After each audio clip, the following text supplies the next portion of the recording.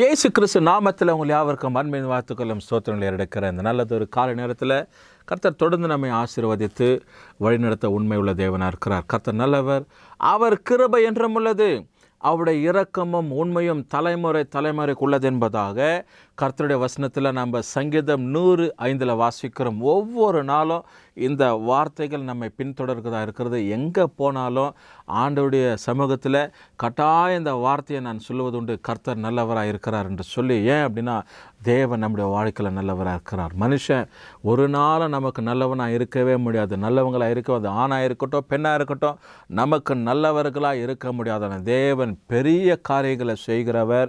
இந்த உலகத்தை படைத்து மனுஷர்களை உண்டாக்கி தேவாதி தேவன் தம்முடைய ஒரே பேரான குமாரனை இந்த உலகத்திற்கு அன்பு கூறுவதற்கு, ஜனங்களுடைய பாவங்களை தன்மேலே சுமந்து கொள்வதற்கு தன்னைத்தானே அர்ப்பணித்ததான தேவகுமாரனை அவருடைய சித்தத்தின் பிரகாரமாய் நம்முடைய வாழ்க்கையில் செயல்படுவதற்கு கர்த்தர் அடையாளம் உள்ளவராக இருக்கிறார். அவரை நாம் ஏற்று அவரோடு கூட இசைந்து செயல்படும் போது கர்த்தர் நம்முடைய வாழ்க்கையில் பெரிய காரியங்களை செய்கிறவராக இருக்கிறார். இந்த கால நேரத்தில் குறிப்பாக இப்படிப்பட்ட ஒரு சூழ்நிலைகளில் ஆண்டவர் நமக்கு இந்த காரியங்களை வாய்க்க பண்ணுகிறார். என்ன அப்படின்னு படும்போது, அதே அநேக சூழ்நிலையில் பாருங்கள், நம்ம தனித்து இருக்கிறதான ஒரு நிலைமையாக இருக்கும்.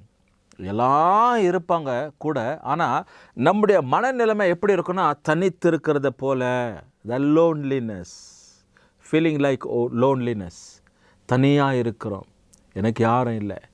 சிலர் மற்றவங்கிட்ட புலம்புவாங்க, நான் ஒரு அனாதை, நான் யாரும் இல்லை, எனக்கு எல்லாம் இருந்தால் நான் தவிக்கிற ஒரு சூழ்நிலை, அனந்தமிகன்னா இருந்து என்ன பிரயோஜனம், சொந்த பந்தம் இருந்து என்ன பிரயோஜனம் அப்படின்னு சொல்லி அநேகர் மற்றவங்க கிட்ட பகிர்ந்து இருக்கிறத நான் கேள்விப்பட்டு இருக்கிறேன். அப்படி இன்றைக்கி தனிமையான விடுபட்டு இருக்கிற நிலைமையில் இருந்தாலும் தேவன் நமக்கு துணையாக இருக்கிறாராம். ஒரு வசனத்தை உங்களுக்காக நான் வாசிக்கிறேன் பாருங்கள், ரொம்ப அற்புதமான ஒரு வார்த்தை. சப்பனியா எழுதின தீர்க்கதரிசன புத்தகம் 3ஆம் அதிகாரம் வசனம் 17. 3 அதிகாரம் தான் உண்டு சப்பனியாவது, சிறிய தீர்க்கதரிசிகள் அடங்கும். அதனால இதில் 3ஆம் அதிகாரத்தில் நீங்கள் பார்க்கும்போது 17வது வசனத்தை இங்கே இப்படியே கோடிடுகிறது, உன் தேவனாகிய கர்த்தர் உன் நடுவில் இருக்கிறார்.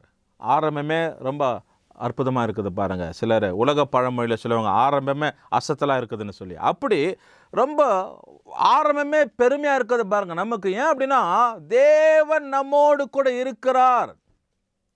The Lord is there with us. ஆகினால உன் தேவனாகிய கர்த்தர் உன் நடுவில் இருக்கிறார். அவர் எப்படிப்பட்டவரா? வல்லமை உள்ளவர், the mightiest one, வல்லமை நிறைந்தவர், பராக்கிரமசாலின்னு சொல்லி வசனத்தில் வாசிக்கிறோம். பிரியமானவர்களே, இன்றைக்கு நல்லா நீங்கள் யோசித்துக்க, நான் தனித்து இருக்கிறேன், நான் கைவிடப்பட்ட நிலைமையில் இருக்கிறேன், நான் எல்லாம் இருந்தும் அனாதியாக இருக்கிறேன், அண்ணன் தம்பிங்க இருந்து எனக்கு பிரயோஜனம் இல்லை, அக்கா தங்கச்சிங்க இருந்து பிரயோஜனம் இல்லை, தாய் தகப்பன்னு இருந்தோம் நான் அனாதியாக இருக்கிறேன்னு சொல்லி இருதயத்தில் கும்பிருக்கிற, இருதயத்தில் வேதனைப்படுகிற, மற்றவங்க கிட்ட உன்னுடைய துக்கத்தை பகிர்ந்து கொள்ளுகிற அன்பு சகோதரா சகோதரி, தாயே தகப்பனே, ஊழியக்காரரே ஊழியக்காரி, அம்மாவே, நீ நல்லா புரிஞ்சுக்கோ, கர்த்தர் உன் நடுவில் இருக்கிறார். நீ அனாதை இல்லை. You are not an orphan. You are not a forsaken one. நீ விடுபட்டவங்களோ தள்ளப்பட்டவங்களோ இல்லை. தேவன் உன் நடுவில் இருக்கிறார். இந்த கால நேரத்தில் இந்த வசனத்தை நல்லா புரிஞ்சுக்கொள்ளுங்க. வீட்டிலிருந்து பார்க்கிறவங்க ஒவ்வொரு நாளும் அப்படியே தேவ சமூகத்தில் எப்போ 7 மணி ஆகும், இன்றைக்கி என்ன வார்த்தை உண்டாகும் அப்படின்னு சொல்லி அநேகர் ஆவலாக தியாகமாக தேவ சமூக எதிர்பார்ப்போடு இருக்கிறாங்க, பார்க்குறாங்க. அப்படி இருக்கிற ஜனங்களை கர்த்தர் அமோகமாய் ஆசீர்வதிக்கட்டும். அதனால ஆண்டவர் சொல்றாரு வசனத்தில், இப்படி தேவனாகிய நடுவில் இருக்கிற அவர் வல்லமை உள்ளவர்.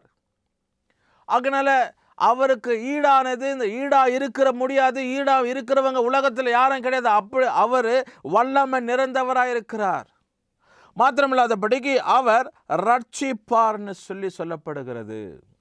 அவர் வல்லமை உள்ளவர், அவர் ரட்சிப்பார், அவர் உன் பேரில் சந்தோஷமாய் மகிழ்ந்து தம்முடைய அன்பின் நிமித்தம் அமர்ந்திருப்பார். What a mighty word. அதனால தேவன் என்ன பண்ணுறாராம்? அவர் நம் பேரில் சந்தோஷப்படுகிறவராக இருக்கிறார். நீ நல்லா இருந்தா யாருன்னா சந்தோஷப்படுறாங்களா? அம்மா, இந்த வார்த்தையை கேட்டுக்கொண்டு இருக்கிற சகோதரா சகோதரி, நீ நல்லா இருக்கிற, உனக்கு ஒரு அரசாங்க வேலை கிடச்சிச்சு, இல்லை ஒரு தனியார் நிர்வாகத்தில் ஒரு வேலை கிடச்சிச்சு, ஒரு மல்டிநேஷ்னல் கம்பெனிக்கு வேலைக்கு போகிற, ஒரு பர்மனெண்ட் ஜாபுக்கு நீ போகிற, ஒரு 50,000 40,000 60,000 சம்பளம் வாங்குறேன்னா சொந்த பந்தத்துக்கு பிடிக்குதா? பிடிக்கல. அவளுக்கு வந்த வாழ்வு இருக்குது, அவனுக்கு வந்த வாழ்க்கை பாரு அப்படின்னு சொல்லி என்ன பண்ணுறோம்?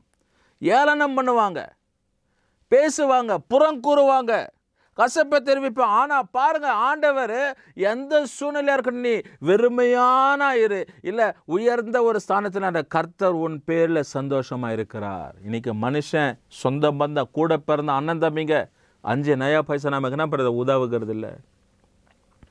யாரும் நமக்கு இன்னைக்கெல்லாம் உட்காந்துருந்தா கூட ஒரு 5 நயா பைசா, ஒரு 10 ரூபாய், ஒரு 100 ரூபாய் வந்து யாரும் உதவியாக நமக்கு என்ன பண்ணுறதில்ல, கொடுக்குற ஆட்கள் கிடையாது.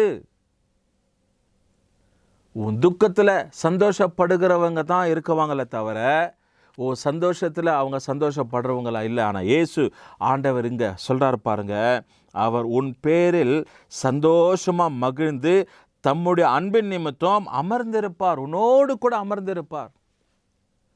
The Lord is sitting with you. உன்னோடு கூட அமர்ந்திருப்பார். ஒரு மனுஷி, தாய் தகப்பன், ஒரு உறவு, ஒரு மனைவி கணவன் உட்கார்ந்து கொண்டு இருக்கிறத போல தேவன் உன்னோடு கூட அமர்ந்திருப்பார். அவர் உன் பேரில் கம்பீரமாய் களி கூறுவார். மகிழ்ச்சியா இருப்பாராம், கம்பீரமாய் இருப்பார், களி கூறுவார், சந்தோஷப்படுவார்னு சொல்லப்படுகிறது. யார் இப்படி செய்ய முடியும்? Who can do like this? No one can do. யாராலும், எந்த மனுஷியாலும் இந்த உலகத்தில் செய்ய முடியாத காரியத்தை தேவன் இன்றைக்கு கால நேரத்தில் உனக்கு தந்தருளுகிற தேவனாக இருக்கிறார். ஏன் அப்படின்னு பட்சத்தில் தேவன் உன்னை ஆண்டவர் அவர் அதிகமாக நேசிக்கிறார். வசனத்தில் தேவனாகிய கர்த்தர் உனக்கு நடுவில் வாசம் பண்ணுகிறவராக இருக்கிறார். அதனால தான் இப்படிப்பட்ட கீழ்கண்ட காரியங்களை நம்ம வாசிக்கிறோம். பிரியமான தேவ ஜனமே, எவ்வளோ ஒரு பாக்கியசாலி, எவ்வளோ ஒரு பாக்கியவான், பாக்கியவதி பாரணி. யாராலும் செய்ய முடியாது, யாராலும் தர முடியாத ஒரு இன்பமான காரியத்தை என் ரட்சகர் உனக்கு தரன்றார். என்னை ரட்சித்தவர், என்னை அழக பார்க்கிறவர், எனக்கு சந்தோஷத்தை கொடுக்கிறவர், எனக்கு நடுவில் இருக்கிற, என் பக்கத்தில் இருக்கிற, எனக்குள்ள இருக்கிறவர், அவர் உன்னை பார்த்து சொல்றாரு, உன்னோடு கூட நான் இருக்கவேன், உன்னோடு கூட அமர்ந்து இருப்பேன், உன் நடுவில் நான் இருக்கிறேன், உனக்கு மகிழ்ச்சியை தருவேன், உனக்கு உன் பேரில் நான் சந்தோஷப்படுறேன் அப்படின்னு சொல்லி ஆண்டவர் தம்முடைய வார்த்தையை உனக்கு நேராக இந்த கால நேரத்தில் அனுப்பி கொண்டு, அதனால நீ இனி உன் வாயிலிருந்து இப்படிப்பட்ட காரியங்கள், நான் திக்கற்றவனாக இருக்கிறேன், நான் திக்கற்றவளாக இருக்கிறேன், எல்லாம் இருந்த வெறுமையாக இருக்கிறேன், என்னை ஆதரிப்பதற்கு யாரும் இல்லை, என்னை நடத்துவதற்கு யாரும் இல்லை, என் தேவையை சந்திப்பதற்கு யாரும் இல்லை, இன்னைக்கெல்லாம் உட்கார்ந்து எனக்கு உதவி செய்யறதுக்கு யாரும் இல்லைன்னு சொல்லி இப்படி போல தவறான வார்த்தை உன்னுடைய வாயிலிருந்து புறப்பட வேண்டாம். கர்த்தர் இன்றைக்கு உன்னோடு கூட இருக்கிறார் என்ற வார்த்தையை நிரூபிக்கிறார். அவர் உன் பேரில் சந்தோஷம் படுகிறவர், உன் நடுவில் வாசம் பண்ணுகிறவர். இதை காட்டில உனக்கு என்னங்க வேணும்? இதை காட்டில மகிழ்ச்சியான காரியம். அதுக்கு தானே இந்த உலகத்திற்கு அவர் வந்தார், அதற்குத்தானே நாம் அவர் தெரிந்து கொண்டார், அதற்குத்தானே அவரோடு கூட இருக்கும்படிக்கு நம்மை கொண்டு போக போகிறாரு. யுக யுகமாக அவரோடு கூட நாம் இசைந்து வாழ்வதற்காக காரியங்களை நமக்கு உறுதிப்படுத்தி கொண்டிருக்கிறார் தேவன். தொடர்ந்து கர்த்தர் நம்மை ஆசீர்வதிப்பார். அவருடைய சமூகத்தில் ஒப்பு கொடுப்போம், நம்ம ஜெபிப்போம். கர்த்தர் நமக்கு உதவி செய்வார். எல்லா கண்களை மூடி ஆண்டவரை நோக்கி, தகப்பனே இந்த காரணத்துக்காக நன்றி. சப்பனியா 3:17 பிரகாரமாய் ஆண்டவர் இன்றைக்கு கேட்ட வசனத்தின்படி உம்முடைய பிள்ளைகளை நீர் ஆசீர்வதிப்பீராக. சமாதானத்தின் காரம் உம்முடைய பிள்ளைகளோடு கூட இருக்கட்டும்ப்பா. நீர் உம்முடைய பிள்ளைகளுக்கு நடுவில் வாசம் பண்ணுகிறீர், கூட இருக்கிறேன்ற காரியத்தை நிரூபித்து இருக்கு, அதற்காக நன்றி. தொடர்ந்து ஆசீர்வதியும் இயேசு கிறிஸ்துவின் நாமத்தில் ஜெபிக்கிற நல்ல பிதாவே, ஆமென். கர்த்தர் நம்மை ஆசீர்வதிப்பார்.